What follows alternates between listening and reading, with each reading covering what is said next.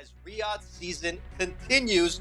We go to Anthony Joshua, who did what Tyson Fury was unable to do against Francis Ngannou, and that is to get the stoppage win.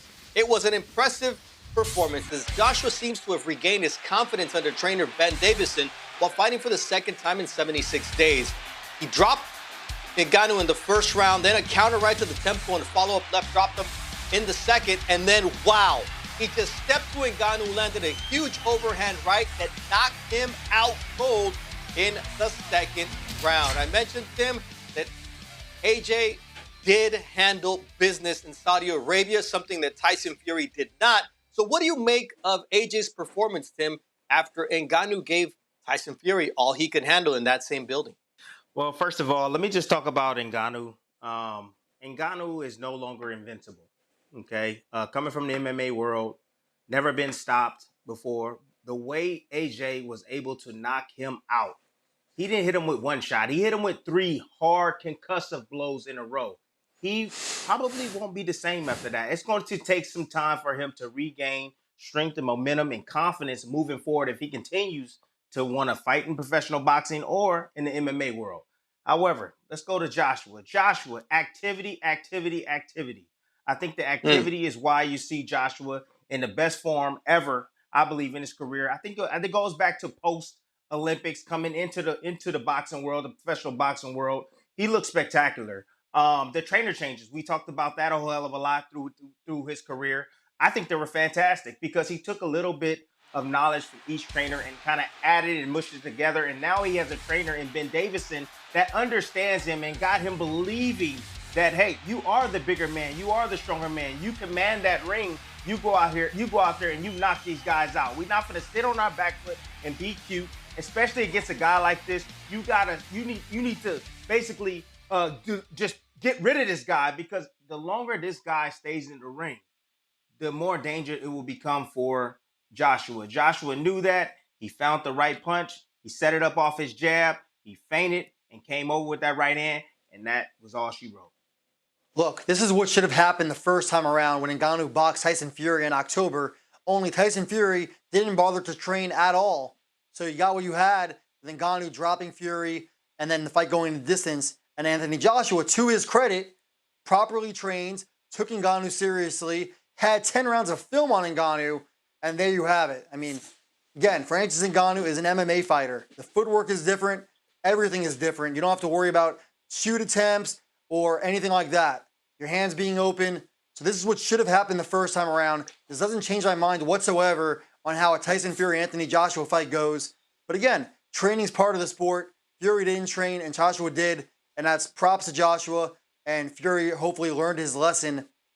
But Francis Ngannou, I'm with Timmy. I think it's hard to come back from a loss like that. Physically, mentally, emotionally. But I do think there's still a lot of money for Ngannou to make in boxing if he wants to stick around. Still signed with PFL, but has not fought in the MMA in over 2 years now. He lost his invincibility. He's not invincible anymore. So, Cop, he shouldn't stick around in boxing. It's going to only get worse. And people know now that he can be knocked out, and then confidence-wise, he's not going to be there. However, I'm going to tell you something what Joshua's doing. What I've been looking and how I've been examining him. He's after Fury. He's after being the best fighter, yes, in the world and becoming a world champion, but he wants to be the best fighter from England, the best heavyweight from that part of the world. Fury has always been that guy. We've been running back and forth for years talking about who's the better fighter. They never ran a course. And you know what? Joshua is chasing Tyson Fury. Think about this. He just fought a guy that Tyson Fury struggled against. Then go back and fight Otto Wallin. He fought Otto Wallin. The next guy that I think he's going to face is Deontay Wilder. If he gets rid of Deontay Wilder just as Fury did, now he's going to come after Tyson Fury. Of course, we got to wait and see what happens with him and Usyk. I get that, and I understand that they have two fights, that they're going to be facing each other. However, Joshua wants Tyson Fury. He has bounced back from his losses. He is back confidence. He's back in full force and full control. And I'm changing my stance right now. I'm letting everybody know right now. If Joshua and Fury was to fight in a few months from now, let's say the end of the year, I'm picking Anthony Joshua to beat Tyson Fury. I'm saying that right now because the activity, staying busy, the confidence he has now, the training that he has as well, and more importantly, he has a fighter. He has a coach, excuse me. He has a coach that understands Tyson Fury, has trained right next to Tyson Fury, understands his weaknesses at the end of the day, and he's going to expose those weaknesses when he gets in the ring with Tyson Fury. Guaranteed. I mean, Timmy, you're assuming that we're going to see Tyson Fury in the ring with Anthony Joshua.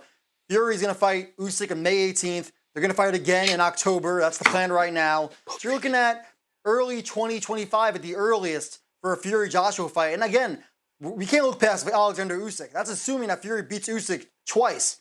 You know, if they split those fights, there could be a third fight in early 2025. So I think we're a long ways away from a Fury-Joshua fight.